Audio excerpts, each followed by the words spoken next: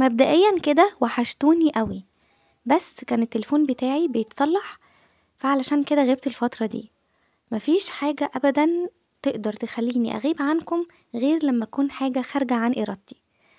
النهاردة بقى هنعمل مع بعض فطيرتين بحشوتين مختلفتين روعة قوي وبلفة جلاش واحدة.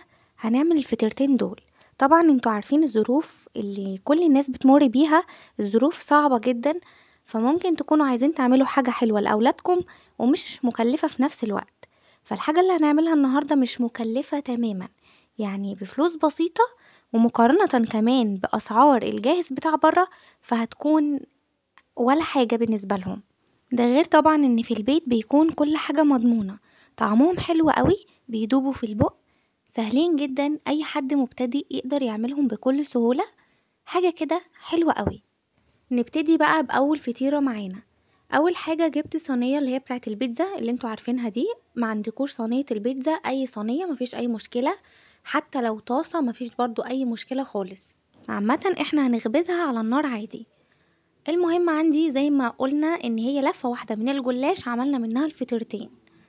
اول حاجة ابتديت ان انا احط زي ما انتوا شايفين دهنت الصينية الاول بالسمن، وبعدين ابتديت اخد الورق اللي هو متقطع الاول، حطيته في الصينية زي ما انتوا ما شايفين كده، خدت اول ورقة بس، وبعدين حطيتها بالشكل اللي انتوا شايفينه ودهنت اول طبقة، وبعدين بقى جيت لتاني طبقة حطيتها بالشكل اللي انتوا شايفينه برضو ده وخرجتها لبره.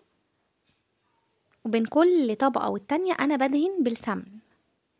على فكرة ممكن زيت نباتي، مفيش اي مشكلة خالص. بالشكل اللي انتوا شايفينه ده لحد الاطراف لبره، زي ما شايفين انا دهنه كل الورق بتاعي بالسمن لحد الاطراف، وحطيت ورقه عكسها ودهنتها برضو لحد الاطراف، وجيت للجنب التاني اللي انا محطتلوش ورقه وطلعتها لبره ابتديت احط له برضو من ناحيتين زي ما انتوا شايفين كده بالظبط، وبرضو بدهن بالسمن لحد الاطراف.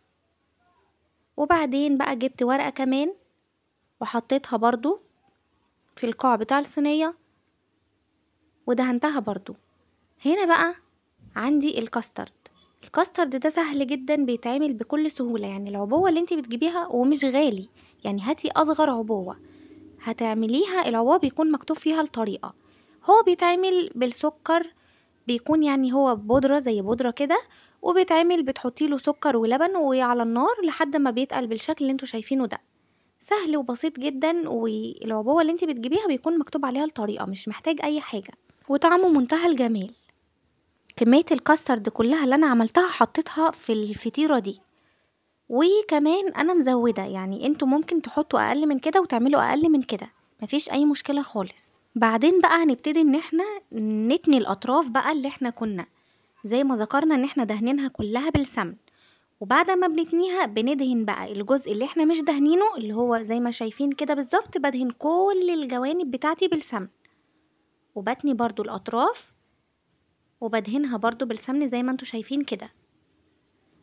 طبعا الاطراف السمبوكسه اللي انتوا شايفينها دي كلها ما بين الورقه والتانية مدهونه بالسمن، لان احنا واحنا فردينهم دهنينها كويس قوي. بعد ما تنينا الفطيره بتاعتنا ابتديت ان انا احط بقى ورقه في الاخر خالص علشان شكل الفطيره النهائي يبقى كويس بالشكل اللي انتوا شايفينه ده، وهدهنها برضو بالسمن.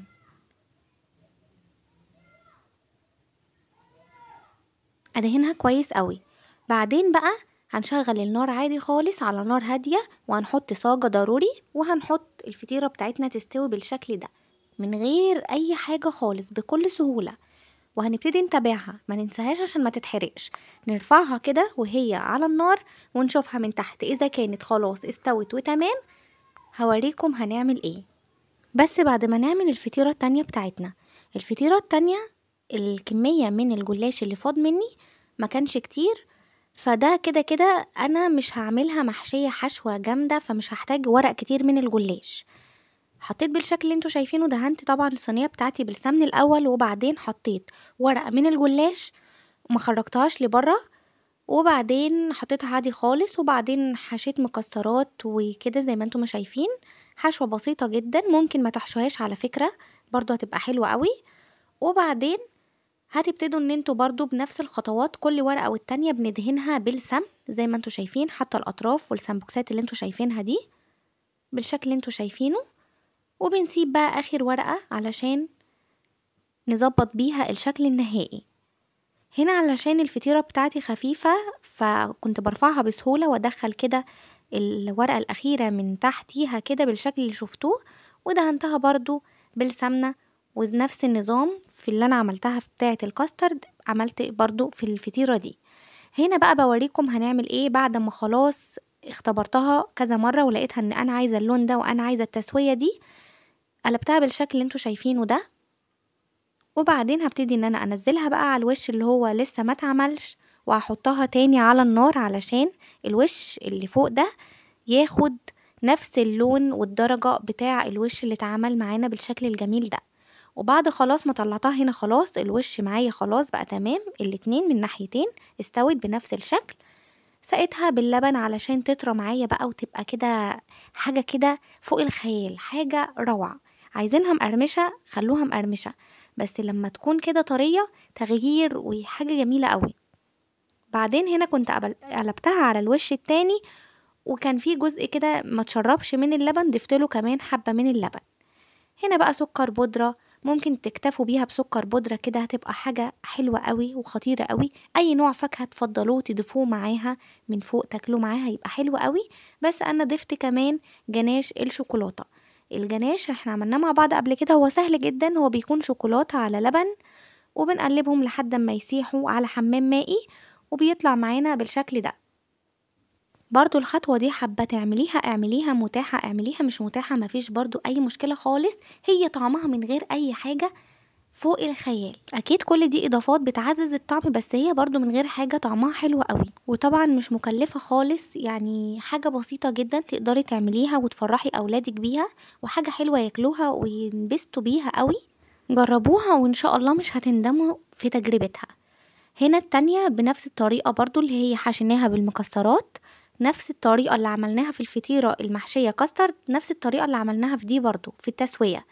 وبعدين طلعناها برضو سقيناها باللبن وبعدين سكر بودرة، وزي ما انتوا شايفين الاتنين قمر.